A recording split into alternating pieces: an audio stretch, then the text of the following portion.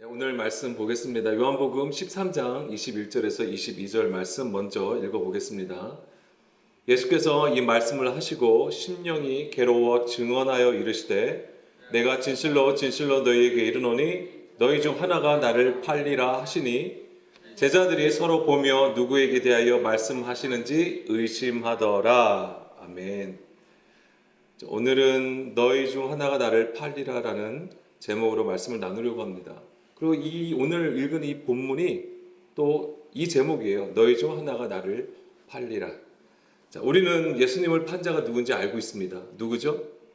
예, 가롯 유다입니다. 그래서 오늘 이야기는 이제 가롯 유다에 관해서 우리가 말씀을 나누려고 합니다.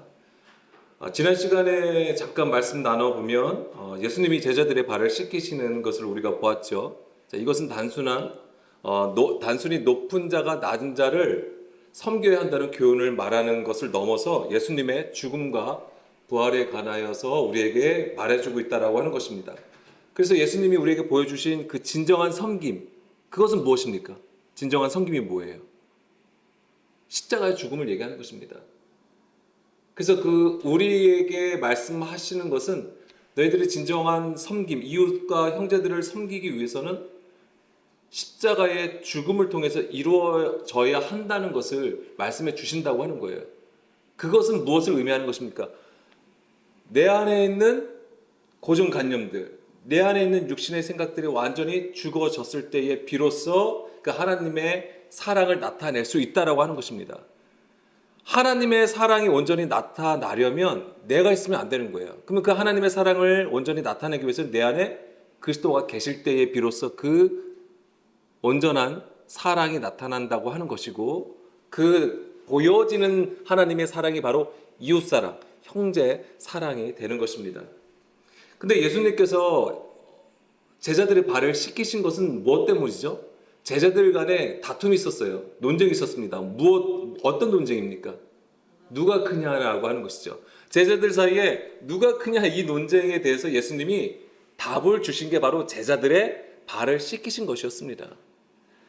예수님께서 발을 씻기신 것은 세상에서 큰 자가 되려고 하는 자기의 길, 그러니까 우리의 뜻은, 세상에서 우리의 뜻, 우리의 길은 무엇이냐면 내가 세상에서 어떻게 하면 성공할까, 잘난 사람이 될까, 내 이름을 어떻게 하면 떨쳐낼까, 이제 이것에 집중되어 있단 말이에요. 그것에서 벗어나 주의 길로 행하여 복음을 전하는 것을 가르쳐 주시기 위해서 그 발을 씻기신 것입니다. 자, 오늘은 그 이야기에 이어서 이제 계속해서 이제 가롯 유다에 대해서 이제 말씀을 나눠보려고 합니다. 자, 오늘 이야기를 보게 되면 사실은 십자가 사건이 일어나게 된 아이러니한 부분이죠. 생각해 보세요. 자, 우리가 가룟 유다를 보면서 어떤 생각을 합니까? 예수님의 제자인데 왜 예수님을 팔아넘겼지? 그런 생각 가지고 계시지 않으세요? 왜 예수님의 제자임에도 불구하고 왜 예수님을 그것도 고작 은 30에 팔아넘겼을까? 이런 생각을 하게 되죠. 그러면서 자기 스승의 은혜도 모르고 고작 은 30에 팔아넘긴 배신자라는 타이틀을 가지고 있잖아요. 가룟 유다가 배신자가 된 것이죠, 성경에서. 그리고 그의 결말은 어떻습니까?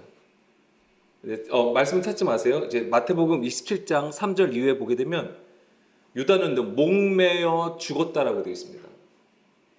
그러니까 우리가 목매어 죽었다고 하니까 뭐죠? 그가 죄를 뉘우쳐서 양심의 가책을 느껴서 무죄한 자의 피를 흘린 것에 대한 양심의 가책을 위해서 목매어 죽었다. 이렇게 이제 마태복음 27장에 기록하고 있고요. 사도행전 1장 18절에서는 좀 끔찍하게 좀 표현이 되어 있죠. 어떻게 합니까? 떨어져가지고 곤두박질 쳐가지고 배가 터져서 창자가 다 흘러 내렸다라고 표현하고 있습니다. 그러니까 그의 마지막 생애는 어떤 거예요? 비참한 죽음을 맞이하게 된 것이죠. 그래서 이제 우리가 생각하는 건 예수님을 팔아 넘기니까, 배신자가 되어 버리니까 하나님의 심판이 아주 강력하게 임하였다라고 생각을 하는 것이죠. 그래서 그는 악하고 나쁜 자로서 하나님의 심판을 받았다. 우리는 사실 그렇게 정죄하고 있는 것이죠. 그렇게 판단하고 있고 정죄하고 있는 것입니다. 우리가 스토리상으로 보게 되면은 그는 분명히 나쁜 사람이에요. 그렇게 3년 반 동안 예수님을 쫓아다녔음에도 불구하고 그는 그 마지막에 종교 지도자들에게 팔아 넘겼다라고 하는 것이지요. 우리가 볼 때 너무나도 나쁜 자인 것입니다. 악하고 나쁜 자로 우리는 가룟 유다를 볼 수밖에 없습니다.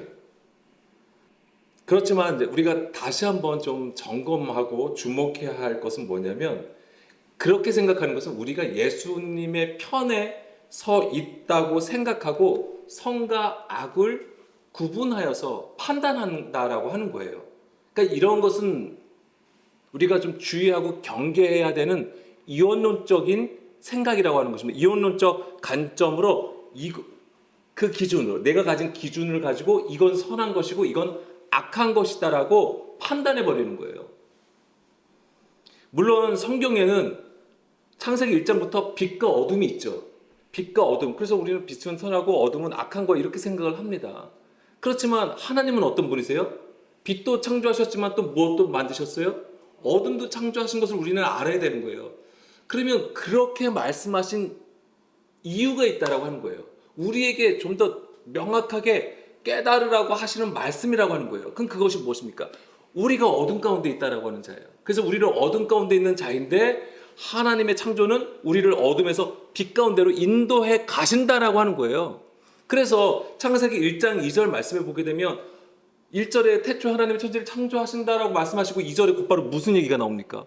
땅의 얘기가 나오잖아요. 근데 그 땅은 어떤 거예요? 파라다이스예요? 낙원이었습니까? 천국이었습니까? 아니에요. 어떤 모습입니까? 무적행의 모습이에요. 혼돈, 공허, 기품, 흑암 가운데 있다라고 하는 거잖아요. 그게 우리라고 하는 거예요. 그런데 하나님의 영을 통하여 성령님께서 우리로 하여금 어떻게 하시는 거예요? 이끌어 가신다고 하는 거예요. 주의 길을 따라서 하나님께서 원하시는 그 모습, 그것이 바로 선한 방향이라고 하는 것이죠. 그것이 바로 창조가 되는 것입니다.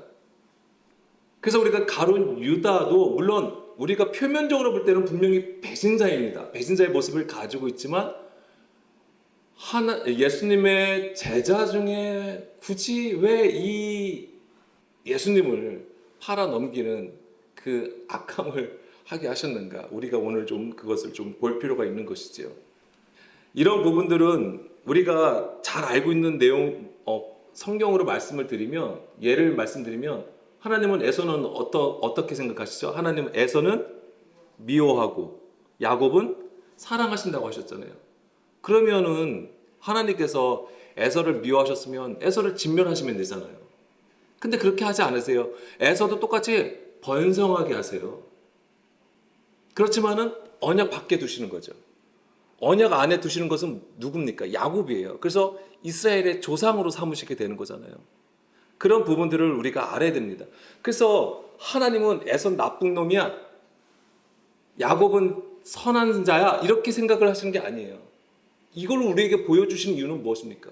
우리가 어떤 자였다라고 하는 거예요. 에서와 같은 자예요. 근데 에서와 같은 자이지만은 하나님께서 야곱으로 이끌어 가신다고 하는 거예요. 그래서 야곱 자체만 봐도 뭐냐면 야곱도 뭐예요? 어떤 모습을 가지고 있어요?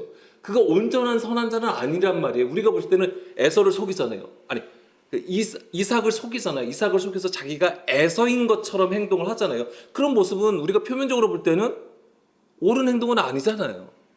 그럼에도 불구하고 그것이 하나님의 언약 가운데로 이끌어 가시는 하나님의 방법이고 지혜가 된다라고 하는 거예요. 그러니까 보여지는 거가 아니에요. 보여지는 것의 그 안에 숨기신 하나님의 구원의 지혜가 있다라고 하는 것이죠.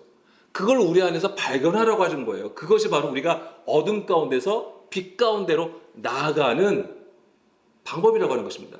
그림이 되는 것이죠. 그런 차원에서 가룟 유다가 왜 예수님을 배신해야 되는가, 이런 것도 우리가 좀 살펴봐야 되는 것입니다. 자, 요한복음 13장 21절, 22절 말씀 우리가 읽었는데요. 여기서 보게 되면 자, 예수께서 이 말씀을 하시고 심령이 괴로워 증언하여 이르시되라고 되어 있습니다. 그러면서 왜 예수님의 심령이 괴로워서 말씀하시죠? 뒤에 그 이유가 있죠. 뒤에 거기 지금 내가 진실로 진실로 너에게 이르노니 너희 중 나를 팔리라. 이제 이것 때문에 예수님의 지금 심령이 마음의 상태가 지금 괴로워서 이렇게 말씀을 하시는구나. 우리가 이렇게 생각이 되죠. 그래서 한번 생각해 보세요. 예수님의 자신의 제자들 중에 하나가 나를 배신하여서 죽게 만드는 것에 대한 엄청난 스트레스와 괴로움을 받으셔서 이렇게 말씀을 하셨을까요? 인간적인 관점에서는 충분히 그럴 수 있겠죠. 당연한 거죠. 아니, 나를 잘 따르던 자 중에 한 명이 배신한다고 안다고 생각을 해보세요. 얼마나 화가 나고 스트레스를 받겠냐고요. 인간적인 관점에서는 충분히 그럴 수 있다라고 생각을 합니다. 그렇지만 우리가 생각해 볼 것은, 만약에 예수님이 이제 가룟 유다가 배신할 것을 아시는 것이었다면 다른 제자들로 하여금 그를 붙들어서 꼼짝 못하게 만들면 되는 거 아닌가요? 그쵸? 아니, 생각해 보세요. 우리가 알고 있는 거, 예수님이 모든 우리의 속마음을 완전히 꿰뚫어 보시고 내일 무슨 일이 일어날 것도 아시는 분이었다면, 그럼 가룟 유다로 하고 다른 제자들로 하고 가룟 유다 붙잡아 저놈이야 이러면서 움직이지 못하게 하면 되잖아요. 아무도, 예를 들면 무슨 골방에 그냥 가둬버리면 종교 지도자들을 만날 일도 없고, 그쵸? 그럼 우리는 그렇게 생각할 수 있다라고 하는 거예요. 그런데 그런 것들을 예수님은 행하지 아니하셨습니다. 그러니까 이걸 아셔야 돼요. 그러니까는 우리는 이 21절의 이 말씀들을 좀 그래서 면밀히 좀 살펴볼 필요가 있습니다. 심령이 괴로워라고 되어 있는데, 심령은 여기서 뭐냐면 푸뉴마예요. 영이에요, 영. 그러니까 우리가 생각하는 어떤 마음의 괴로움, 이제 이것보다는 푸뉴마, 영이라고 되어 있고, 괴로워, 타라소라는 단어가 쓰였습니다. 이게 뭐냐면 자극하다, 소동하다라는 뜻을 가지고 있어요. 그러니까 첫 번째로는 감정의 흥분이나 혼란의 상태를 표현한 말은 맞습니다. 그런 해석을 가지고 있어요. 그러나 가룟 유다의 배신에 대한 그 마음의 근심과 동요를 표현한 말이라기보다는 하나님의 뜻을 따르는 순종적인 겸손을 보여주시는 표현이 되는 것입니다. 이해가 되십니까? 그러니까 이게 예수님의 어떤 감정적으로 괴로워서 힘들어서 표현하신 얘기가 아니에요, 이게. 왜냐면 그 영이 반응하였다고 하는 거예요, 영이. 예수님의 그 영이 반응하여, 뒤에 보면은 진실로 너에게 이르노니 너희 중 하나가 나를 팔리라 라고 하시는 거예요. 뭐냐면 제자들의 가룟 유다에 대해서 예수님은 분명히 뭐라고 하자면 저가 차라리 태어나지 않았으면 좋았을 것이라고 얘기까지도 하셨어요. 그러니까는 그 부분은 가지고 있어요. 그렇지만은 여기서 단지 내 그 마음의 상태가, 감정이 힘들어서 하시기보다는 근심 가운데 그 일을 통하여 하나님의 뜻을 이루어야 된다고 하는 겸손, 그 낮아짐을 표현한 말씀이 되는 거예요. 왜 그러냐면 뒤에 보게 되면은 진실로 너에게 이르노니 너희 중 하나가 나를 팔리라 이렇게 말씀을 하셨기 때문에 그렇습니다. 그러니까 이런 것을 우리가 또 어디서도 볼 수 있냐면, 이런 감정을 어디서도 볼 수 있냐면, 죄송합니다. 제가 감정이라기보다는 예수님께서 하나님의 뜻을 순종하여 가시는 그 상태를 얘기하는 것인데, 그 영이 따라가는 거예요, 예수님도. 예수님이 십자가를 지시기 전에 겟세마네에서 기도를 하시죠. 그 겟세마네 기도의 내용 중에 내용이 무엇입니까? 예.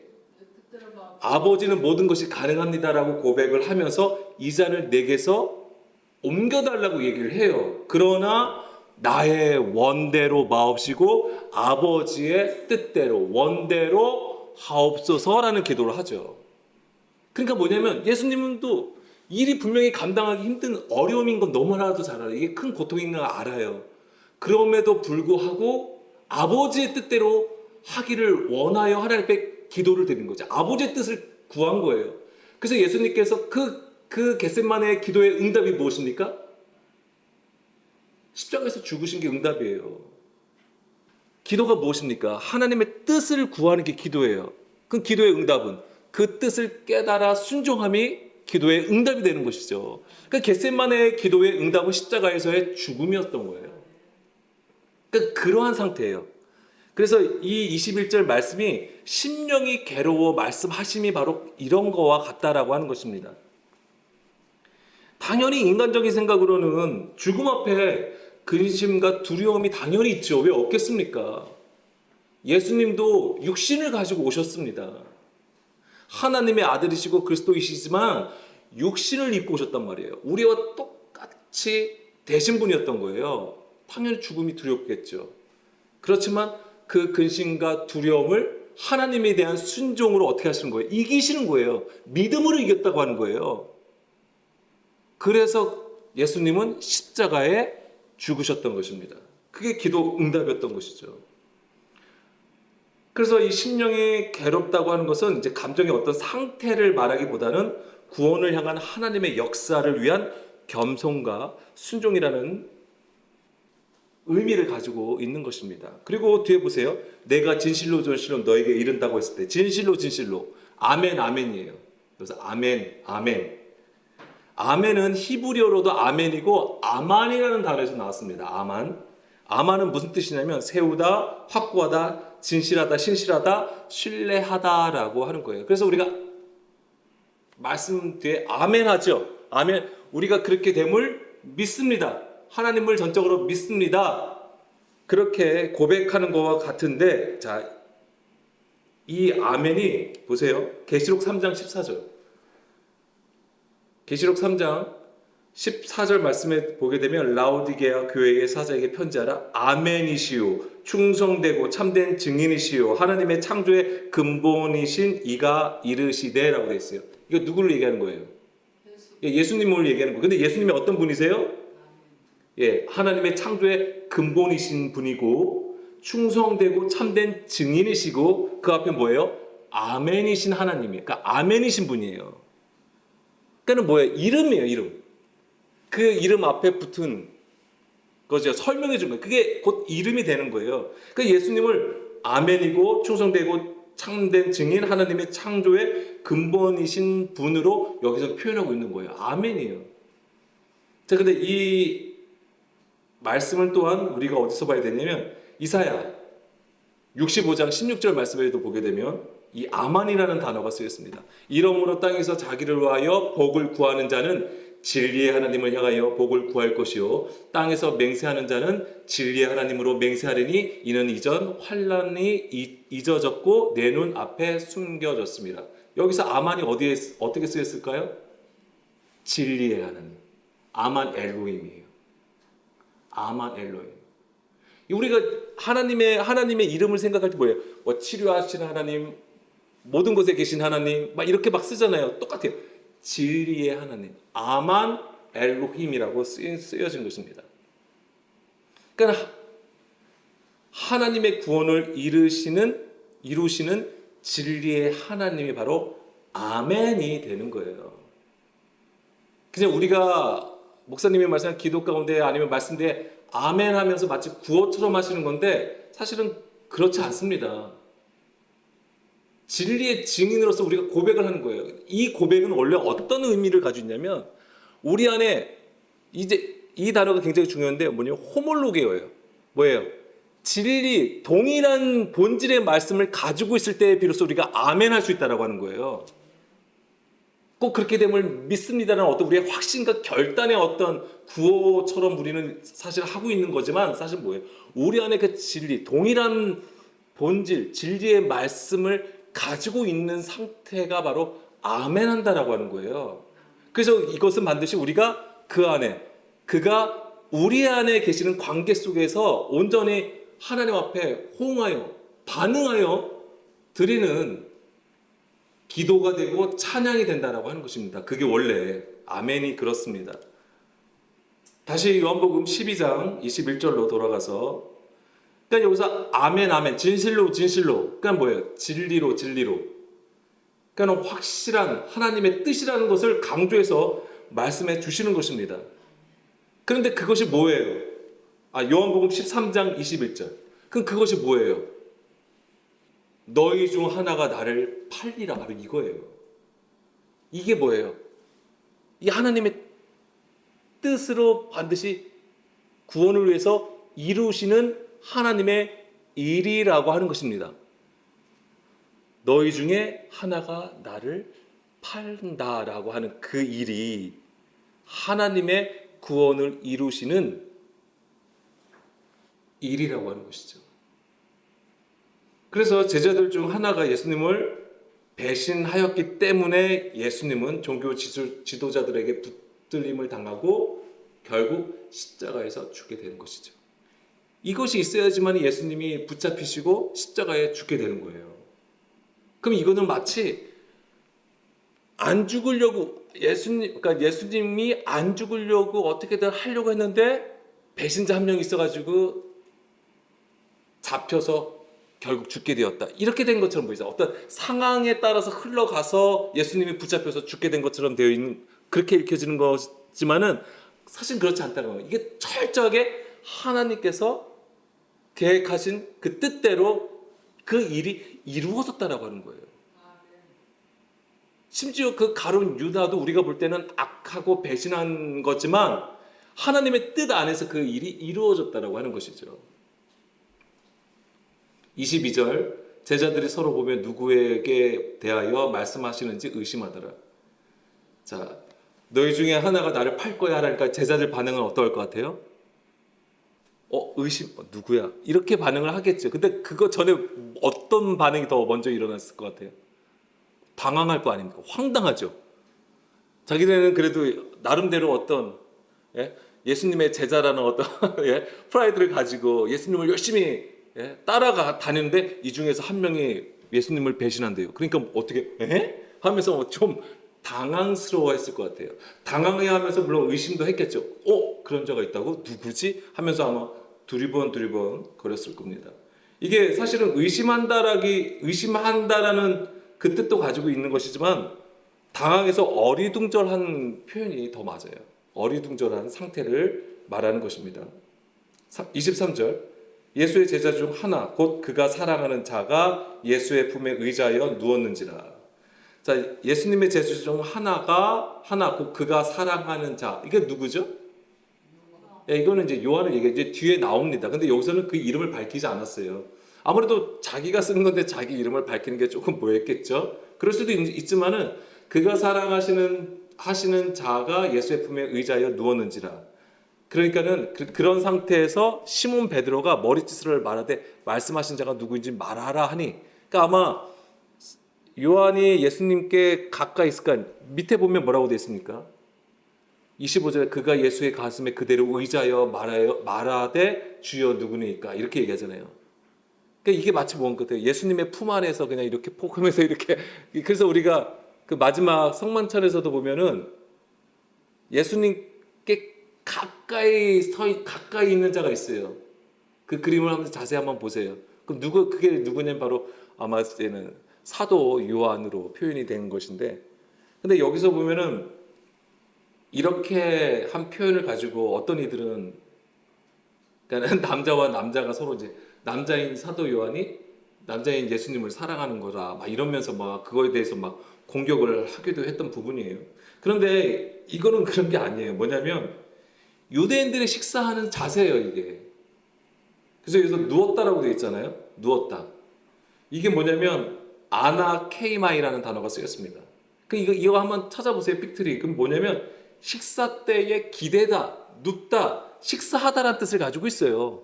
이게 원래 식사하다라는 뜻이에요.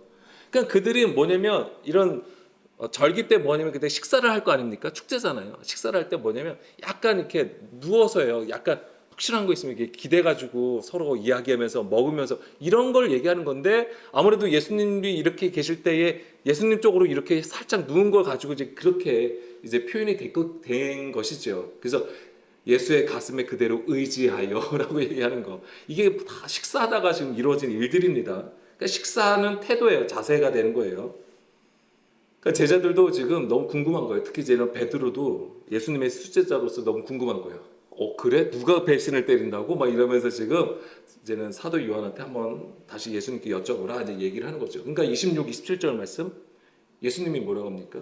내가 떡 한 조각을 적셔다 주는 자가 그다 라고 하시고 곧 한 조각을 적셔서 가룟 시몬의 아들 유다에게 주시니 조각을 받은 후 곧 사탄이 그 속에 들어간지라. 이에 예수께서 유다에게 이르시되 내가 하는 일을 속히 하라 하시니 이렇게 되어 있습니다. 우리가 너무나도 잘 알고 있는 내용입니다. 결국 예수님은 이 떡 한 조각을 이 가룟 유다에게 주고 그 유다가 바로 예수님을 배신할 자라는 것을 가르쳐 주시는 것이죠. 그래서 오늘 이제 우리가 좀 자세히 나눌 것은 가룟 유다입니다. 뭐 서두에도 잠깐 말씀을 드렸지만, 자 가룟 유다는 유다 지방, 그러니까 각 지파가 있잖아요. 이제 유다 지방의 가룟 마을 출신으로 예수님의 제자 중에서 유일하게 갈릴리인이 아니에요. 갈릴리 사람이 아니에요. 그러니까는 뭐예요? 유다 사람이에요. 유다 사람. 그러니까는 이 가룟 유다는 사실은 유대인들을 대표하는 인물로 여기서 서 있는 거예요. 그래서 이제는 이 유대인들이 예수님을 어떻게 바라봤느냐 또한 굉장히 중요하잖아요. 대부분 예수님을 어떻게 바라봅니까? 정치적인 메시아로 바라보는 거예요. 이스라엘의 회복과 독립을 해줄 수 있는 강력한 메시아로 보았던 것이지요. 그것을 이제는 가룟 유다가 보여주는 것입니다. 그리고 이 가룟 유다는 열심당 출신이라고 합니다.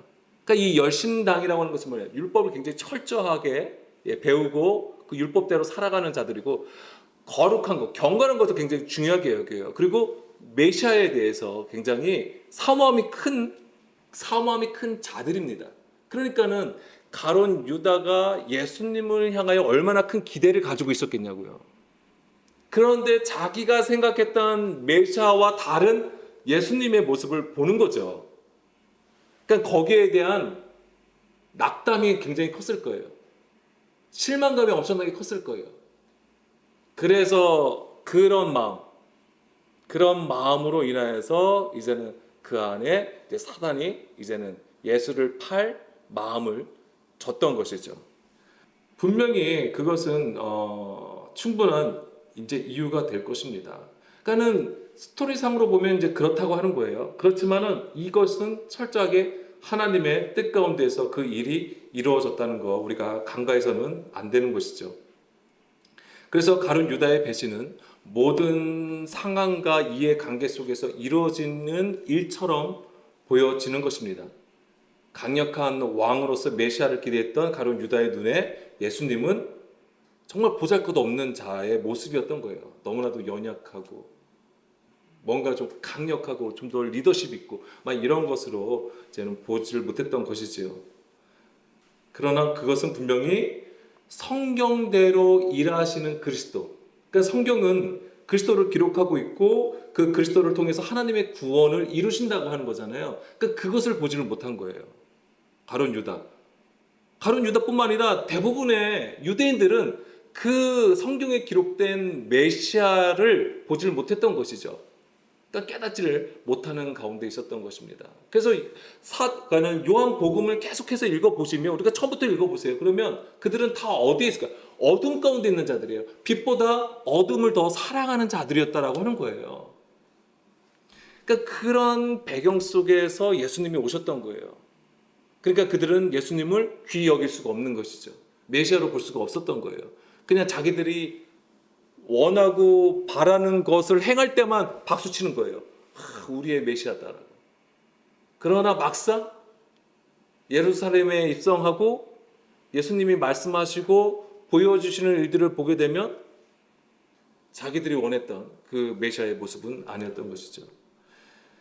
자, 요한복음 13장 18절 말씀 보겠습니다. 지난 시간에 봤던 건데 내가 너희 모두를 가리켜 말하는 것이 아니니라. 나는 내가 택한 자들이 누구인지 알미라. 그러나 내 떡을 먹는 자가, 요한복음 13장 18절 말씀이에요. 내 떡을 먹는 자가 내게 발꿈치를 들었다 한 성경을 응하게 하려는 것이다 라고 얘기를 합니다.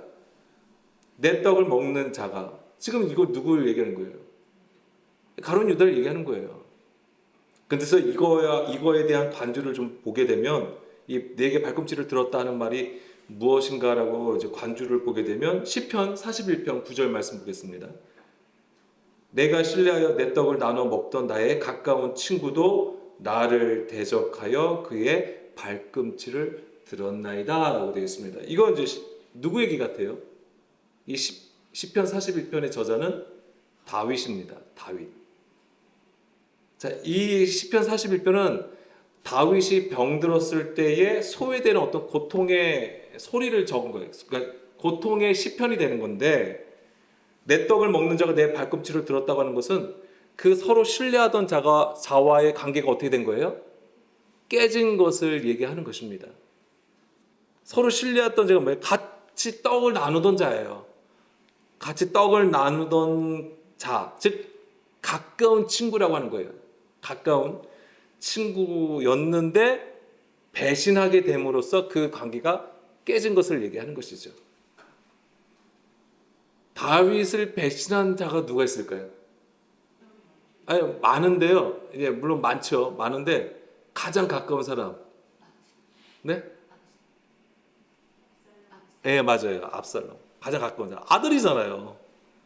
물론 이제 신하들도 있고 요압도 있고 물론 그렇지만은 물론 이제 제사장들도 있습니다만은 좀 더 이제 같은 식사를 하는 자 중에 누가 있겠냐고요. 압살롬이 이제 가족이잖아요. 아들이잖아요. 그래서 다윗과 압살롬은 아버지와 아들의 관계가 되죠. 그러나 압살롬은 어떻게 다윗을 배신합니까? 쿠데타를 일으키잖아요. 왕위를 뺏으려고 쿠데타를 일으키게 됩니다. 그런데 결국에는 압살롬은 죽게 되죠. 그 쿠데타는 실패하게 됩니다. 그런데 보세요. 다윗은 압살롬을 진압할 때에 압살롬이 죽기를 원했습니까? 예. 자기를 해치고 왕위를 뺏으려고 했지만 다윗의 마음은 압살롬이 죽는 것을 원하지 않았어요. 압살롬이 요압으로 인해서 죽게 되었습니다. 죽이지 말라라고 얘기까지 했음에도 불구하고 죽었어요. 그때의 다윗의 마음은 어땠습니까? 엄청난 큰 슬픔을 가지고 있었던 거예요. 그러니까 배신자잖아요, 사실은. 자기를 내쫓고 자기가 왕위를 찬탈하려고 하던 자잖아요. 그럼에도 불구하고 그의 죽음에 대해서 다윗은 엄청난 슬픔을 가지고 있었던 것이죠. 제가 왜 이것을 말씀드리냐면 요한복음 13장 1절 한번 잠깐 볼까요? 이 처음에 13장을 시작할 때 바로 이 말씀을 좀 우리가 알아야 됩니다. 유월절 전에 예수께서 자기가 세상을 떠나 아버지께로 돌아가실 때에 이른 줄 아시고 세상에 있는 자기 사람들을 사랑하시되 끝까지 사랑하시니라. 그래서 우리가 여기서 이제 힌트를 얻을 수 있는 거예요. 예수님은 가룟 유다를 어떻게 생각하셨을까? 자기를 배신하고 자기를 파른 가룟 유다에 대해서 예수님은 어떻게 생각하셨을까? 그를 향하여 끝까지 사랑하셨다라는 것을 알아야 돼요. 그가 나를 배신하고 나를 팔아넘긴 자이기 때문에 악하다고 판단하고 정죄하지 않으신다라고 하는 거예요. 가룟 유다가 사실 우리예요. 우리가 되는 것입니다.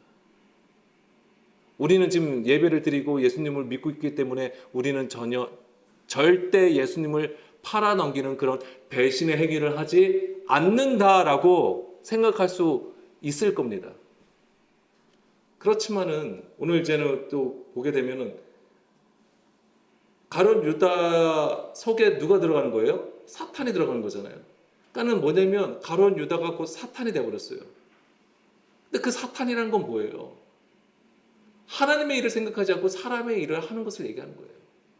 그러니까 우리가 예수님을 믿어도 말씀을 들어도 여전히 우리가 육신의 생각을 따라서 사람의 일로 행하는 것이라면, 우리의 의를 세우는 것이라면 가룟 유다와 크게 다르지 않다라고 하는 거예요. 그럼에도 불구하고 하나님은 우리를 사랑하신다라고 하는 거예요. 연복음 3장 16절 말씀에 그거잖아요. 하나님이 세상을 이처럼 사랑하사. 그 세상이 누구예요? 우리를 얘기하는 거예요. 물론 성전 유대교 그 당시 그때의 세상은 이제는 이제 성전 유대교지만 그 성전 유대교에서 사람의 계명으로 하나님의 말씀을 가르쳤단 말이에요. 육신의 생각을 가지고 육신의 생각으로 하나님을 섬기는 걸 얘기하는 거예요. 우리도 마찬가지예요. 우리가 그들과 다를 바가 없는 거예요. 그러니까 우리의 시작은 그런 땅의 존재라고 하는 것입니다. 그래서 하나님의 목적은 땅의 존재에서 뭐예요? 하늘의 존재로 만드시는 것에 있는 거예요. 자, 요한복음 6장 44절 말씀도 잠깐 보겠습니다. 요한복음 6장 44절 말씀을 보게 되면 나를 보내신 아버지께서 이끌지 아니하시면 아무도 내게 올 수 없다라고 되어 있어요. 그러니까 가룟 유다도 어떻다는 거예요? 가룟 유다가 예수님의 제자가 된 것도 아버지의 뜻이라고 하는 거예요. 아버지께서 이끌지 아니하시면 내게 올 수 없다고 했잖아요. 예수님이 너가 예를 들면 너가 좀 똑똑하네, 너가 좀 재물이 많네, 너가 뭐 힘이 좀 셀 것 같네, 이렇게 해가지고 선별해서 예수님이 고르신 게 아니에요. 철저하게 그 예수님의 그 제자들의 부르심도 하나님의 뜻으로 이루어졌다고 하는 거예요. 하나님의 운행하심이라고 하는 거예요. 그 안에서 또한 예수님을 배신한 일까지도 하나님께서 운행하신다고 하는 거예요. 무엇 때문에? 우리를 구원하시려고. 예수님이 십자가에 죽으셔야 됐기 때문에 그 일을 하게 하시기 위해서 가룟 유다로 하여금 배신하게 하시는 것이죠. 그러니까는 하나님의 구원의 입장에서 구원으로 보자면 가룟 유다의 역할이 또한 중요한 거죠. 그렇다고 우리가 죄를 함부로 지라고 말씀드리는 거 아니에요. 철저하게 우리가 항상 불을 밝히고 깨어서 그 죄 가운데 있으면 안 되는 것입니다. 그리고 우리가 또한 하나님 앞에 제발 우리가 그 하나님의 선한 가운데 쓰임을 받을 수 있도록 항상 구함이 있어야 돼요. 가룟 유다처럼 쓰임 받고 이렇게 죽으면 안 되잖아요. 그것이 하나님의 뜻 안에 있다고 하더라도. 자, 요한복음 13장 27절 말씀. 조각을 받으는 곧 사탄이 그 속에 들어갔다라고 되어 있습니다. 자, 사탄이라고 하는 것은 사람의 일로 예수 그리스도를 넘어뜨리는 자예요. 그게 무엇을 의미하는 것입니까? 바로 사람의 계명을 듣게 하여서 하나님과 멀어지게 하는 거예요. 그래서 주의 길로 행하지 못하게 하고 자기의 길로 행하게 한다고 하는 거예요. 근데 자기의 길로 행할 때에 정말 우리가 표면적으로 볼 때도 나쁜 짓을 하는 게 아니에요. 하나님을 엄청나게 잘 섬기고 열심으로 예배드리고 엄청난 섬김으로 헌신으로 봉사로 나타날 수도 있다라고 하는 거예요. 근데 거기서의 문제는 뭐예요? 거기서 의가 나타난다라고 하는 것이죠. 그것은 하나님 보시기에 불법이 되는 것입니다. 그러니까 가룟 유다에게 사탄이 들어갔다라고 하는 것은 물론 이런 영의 존재가 있죠. 이 악의 존재가 있습니다. 사탄 마귀. 그렇지만 뭐예요? 가룟 유다가 자기 뜻대로 행한 것을 의미하는 거예요. 자기 뜻대로 행하는 거. 뭐냐면 자기 뜻이라고 하는 것은 뭐예요? 자기가 생각했던 메시아가 아닌 거예요. 더 이상 볼 수가 없는 거예요. 그래서 주의 길로 행하지 못한 것을 말하는 것입니다. 자, 우리가 이제 이런 부분들도 이제는 알아야 되는데, 자, 계시록 12장 9절 말씀 보겠습니다. 계시록 12장 9절 말씀해 보게 되면 큰 용이 내쫓기니라고 되어 있습니다. 근데 이 큰 용이 무엇입니까? 옛뱀, 곧 마귀라고도 하고 사탄이라고도 하며 온 천하를 깨는 자다라고 되어 있습니다. 그러니까 보세요. 사탄, 마귀, 옛뱀, 큰 용 이렇게 표현이 되고 있습니다. 예전에 제가 이제는 목사 되기 이전에 전도사 때도 그렇고 전도사 되기 이전에도 이제는 우리가 그때는 말씀을 공부할 때도 어떤 얘기를 했었냐면은 이제 이 사탄이 대장이에요. 예, 루시퍼 막 이러면서 이제 사탄이 대장이고 사탄 아래에 조직을 가지고 있다고 하는 거예요. 그래서 사탄 밑에 누가 있냐면 마귀가 있고, 그럼 마귀 밑에 또 부하들이 있어요. 예, 졸개, 예, 마귀, 아니 귀신들이라고 하는 거죠. 그래서 이것이 마치 하나님의 나라, 하나님을 대적하기 위해서 이 사탄도 조직을 꾸렸다고 해가지고 그런 식으로 이제 생각을 했었던 건데, 사실 뭐 성경에는 그런 게 나와 있지는 않습니다. 사탄, 마귀 이런 것들이 다 뭐예요? 하나님을 대적하는 자를 얘기하는 거예요. 하나님을 대적하는 것을 의미하는 것입니다. 그러면서 여기서 보게 되면 사탄, 마귀가 나오고 그다음에 옛뱀이 나오잖아요. 그럼 옛뱀은 지금 무슨 얘기예요? 옛뱀 어디 얘기입니까? 예, 에덴. 창세기 3장의 얘기예요. 그걸 얘기하는 거예요. 그게 사단의 모습이에요.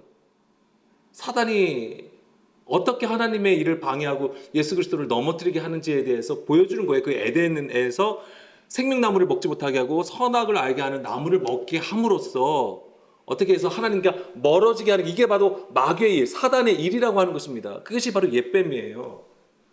그래서 사도 바울은 그것을 이렇게 얘기하잖아요. 고린도후서 11장 3절. 고린도후서 11장 3절 말씀에 뱀이 그 관계로 하와를 미혹한 것 같이 너희 마음이 그리스도를 향하는 진실함과 진리, 깨끗함, 거룩에서 떠나 부패할까 두려워하노라. 부패하게 하는 거예요. 썩어지는 것, 영원하지 아니하는 것, 하나님께 속하지 아니한 것을 얘기하는 것이죠. 거기에 이게 뭐냐면 하나님께 속하지 않게 하는 게 하나님과 멀어지게 하는 거예요. 근데 이 하나님과 멀어지게 하는 것이 무엇입니까? 사람의 계명으로 가르쳐서 교훈을 삼게 하는 거예요. 그것으로 살아가게 하는 거를 얘기하는 거예요. 그게 바로 옛뱀, 뱀의 미혹이라고 하는 것이고, 그것이 마귀고 사단의 하는 일이라고 하는 것입니다. 근데 더 충격적인 건 뭐냐면 계시록 3장 9절, 보라 사탄의 회당 곧 자칭 유대인이라고 하는 거예요. 회당이 어떤 곳이에요? 하나님의 말씀을 가르치고 전하는 곳이에요. 율법 있는 곳이에요. 그런데 거기가 뭐라고요? 사탄의 회당이래요. 자칭 유대인. 어떤 집단이 있는 게 아니에요. 유대인들을 가지고 얘기하는 거예요. 이 얘기는 곧 우리 교회를 향하여도 이렇게 말씀하실 수 있다라고 하는 거예요. 우리가 여전히 사람의 소리를 낸다면, 육신의 생각으로 이 교회가 된다면, 교회가 운영이 되는 것이라면 사탄의 회당과 다를 바 없다라고 하는 거예요. 가룟 유다가 어떤 자라고 했습니까? 열심당원이라고 했잖아요. 메시아를 통한 이스라엘의 회복을 소망하고 철저하게 율법을 지키는 자들이었단 말이에요. 가룟 유다는 바로 그 유대인의 대표와도 같은 것이고, 그들은 성전 유대교 구조 속에서 정치적인 메시아를 바라고 구하였던 것입니다. 자, 그리고 마지막으로 한 가지 더 볼 것은 다시 요한복음 13장 27절. 우리가 여기서 주목해야 되는 것은 뭐냐면 조각을 받은 후 가롯 유다가 취한 행동입니다. 자, 예수님이 내가 하는 일을 속히 하라라고 하시니까 이 말씀을 무슨 뜻으로 하셨는지 그 앉은 자들 중에 아는 자가 없고, 29절 어떤 이들은 유다가 돈꾀를 맡았으므로 명절에 우리가 쓸 물건을 사라 하시는지 혹은 가난한 자들에게 무엇을 주라 하시는 줄로 생각하더라. 이거는 이제 일반 제자들의 이제 생각이었죠. 근데 30절 보면 유다가 그 조각을 받고 곧 나가니 밤이러라 라고 했습니다. 자, 가룟 유다가 조각을 받고 나갔습니다. 근데 이것을 뭐라고 했냐면 밤이다 라고 되어 있죠. 물론 이제 저녁이나 어떤 시간의 때, 그 일어난 때를 얘기하는 것이겠죠. 밤. 그렇지만 우리가 이제 영적인 의미를 보자면 이 밤이라는 건 무엇입니까? 어둠이잖아요. 흑암 가운데 있음을 얘기하는 거예요. 그래서 뭐냐면 이가 빛 가운데 행하지 아니함, 예수님과 함께하지 아니하고 거기서 또 나온 자들이에요. 바깥 어두운 데로 쫓겨남을 얘기하는 거예요. 이런 것들이. 자, 그런데 우리가 알아야 되는 것은 뭐냐면, 자, 여기서 조각을 주셨다는 거예요. 누가 주신 거예요? 예수님이 주신 거잖아요. 이게 뭐냐면 맞자죠, 맞죠, 무교죠. 6월절이니까 맞자를 먹었을 거 아닙니까? 무교병을 준 거예요. 근데 무교병을 줄 때 이걸 어떻게 주는 거예요? 조각을 주는 거니까, 떼어서 이렇게 주는 거예요. 자, 떼어서 주는 거예요. 그럼 이렇게 예수님이 떼어서 주실 때에 이것은 뭐라고 우리가 성망찬 때 뭐라고, 이건 나의 살이라고 하시면서 주시는 거잖아요. 그런데 나머지 다른 제자들은 그것을 먹었을 거 아닙니까? 여기서는 그렇지 않지만 다른 제자들에게도 주는 것이지만은 그래서 뭐냐면 두 개의 방향이 나타난다고 하는 거예요. 제자들이 그것을 먹고 마시는 자는 뭐예요? 영원한 생명을 얻는 것이죠. 그게 뭐냐면 예수 그리스도와 한 몸을 이루거나 아니면 가룟 유다처럼 어떻게 되는 거예요? 한 몸으로 이루지 못하고 분리되어서 나가는 것을 보여준다라고 하는 거예요. 그러니까 뭐냐면 우리가 예수님의 말씀을 다 받는다고 해가지고 그것이 우리가 하나님의 백성이 되는 게 아니라고 하는 것입니다. 반드시 뭐예요? 그 고난의 떡을 먹고 그 고난에 참여로서 그리스도와 한 몸을 이루는 과정이 있어야 된다고 하는 거예요. 반드시 그 한 몸을 이루는 것이 있어야 되는 거예요. 그것이 없으면 뭐가 되는 거예요? 가룟 유다처럼 나가게 되는 거예요. 하나님과 한 몸이 되지 못하고 분리하여서 나가게 되는 거예요. 바깥 어두운 데가 되는 거예요. 밤이라고 하는 것입니다. 그러면 한 몸을 이룬 자들은 어떻게 되는 거예요? 빛의 자녀로서 낮 가운데 행하는 것이야. 낮의 자녀가 되는 것입니다. 빛 가운데로 행하게 되는 거예요. 그것을 보여주게 되는 것이죠. 그래서 한 몸을 이루지 못하면 대적자가 되는 거예요. 그래서 요한 1서 2장 18절 요한 1서 2장 18절 말씀해 보게 되면 아이들아 지금은 마지막 때라 적그리스도가 오리라는 말을 너희가 들은 것과 같이 지금도 많은 적그리스도가 일어났으니 그러므로 우리가 마지막 때인 줄 아노라. 그들이 누구예요? 적그리스도잖아요. 적그리스도를 얘기하는 거예요. 그들이 우리에게서 나갔으나 우리에게 속하지 아니하였나니 만일 우리에게 속하였더라면 우리와 함께 거하였으리러니와 그들이 나간 것은 다 우리에게 속하지 아니함을 나타내려 함이라. 이렇게 되어 있어요. 그러니까 지금 가룟 유다가 그 조각을 받고 그거 조각을 받은 것은 뭐예요? 아까 요한복음 13장 18절의 말씀을 응한 거예요. 그걸 따라 근데 그가 나간 거예요. 근데 그것이 밤이에요. 근데 그게 뭐예요? 적그리스도, 사탄, 마귀라고 하는 거예요. 이 적그리스도가 어떤 자예요? 바로 예수님을 대적하는 자, 기름 부음 받은 자를 대적하는 자가 되는 거예요. 그런데 이들은 원래 어떤 자들이었어요? 우리와 함께 했던 자들이었던 거예요. 우리와 함께 있던 자라고 하는 거예요. 갑자기 무슨 원수 적국에서 갑자기 그리스도가 나타나는 게 아니고 우리 안에 있던 거, 우리 안에 있는 자들을 얘기해요. 그러니까 적그리스도가 뭐예요? 내 안에 있는 육신의 생각으로 하나님의 뜻에 복종하지 아니하는 누구예요? 나예요, 나. 내가 될 수 있다라고 하는 거예요. 우리에게 나갔으나 우리에게 속하지 아니해. 그래서 더 이상 우리에게 속하지 아니하였다고 하는 거예요. 그리스도 안에 있지 못하는 걸 얘기하는 거예요. 요한 1서 4장 3절. 그럼 그 우리에게 속하였다는 것은 무엇을 얘기하는 것이냐면 예수를 시인하지 아니하는 영마다 하나님께 속한 것이 아니니 이것이 곧 적그리스도의 영이니라. 오리라 한 말을 너희가 들었거니와 지금 벌써 세상에 있느니라. 예수를 시인하지 아니하는 것이 하나님께 속하지 아니함이에요. 이런 자는 어떻게 되는 거예요? 나가는 거예요. 그러면은 하나님께 속한 거, 우리의 안에 속하는 자는 뭐예요? 예수를 시인하는 자예요. 이게 단지 그냥 우리의 지금 입으로 내가 예수님은 그리스도시고 하나님의 아들이십니다라고 지금 고백하는 것으로 되는 게 아니에요. 이 시인하다, 호몰로기예요. 예수님이 우리에게 가르쳐 주신 그 말씀을 가지고 있는 상태. 동일한 본질의 말씀을 가지고 그것을 듣고 깨달아서 순종함을 얘기하는 거예요. 이것을 예수를 시인한다라고 하는 거예요. 그러니까 지금 우리의 삶 가운데에 예수를 시인함이 있어야 되는 거예요. 우리의 삶은 그것이 증거가 되어야 되는 거예요. 예수를 시인하는 증거로서 이 삶이 이루어져야 된다고 하는 것입니다. 요한 1서 2장 24절. 이게 반드시 있어야 돼요. 2장 24절 말씀을 보게 되면 너희는 처음부터 들은 것을 너희 안에 거하게 하라라고 했어요. 너희는 처음부터 들은 것을 너희 안에 거하게 하라.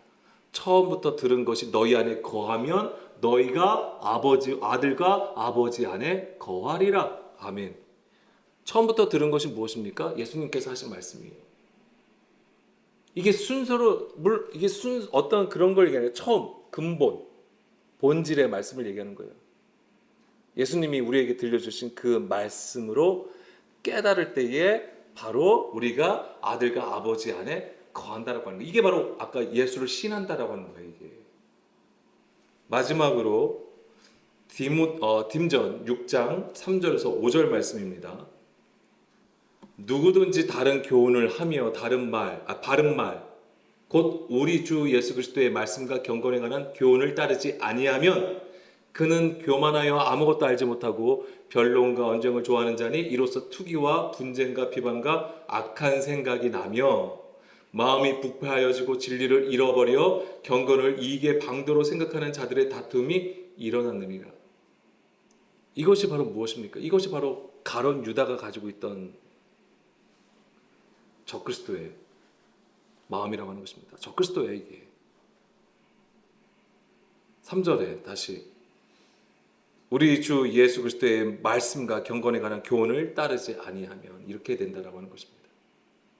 그리고 이제는 요한복음 13장 31절에 무슨 내용이 나오냐? 그 성경을 보세요. 거기에 소제목이 무엇입니까? 새 계명으로 나올 거예요.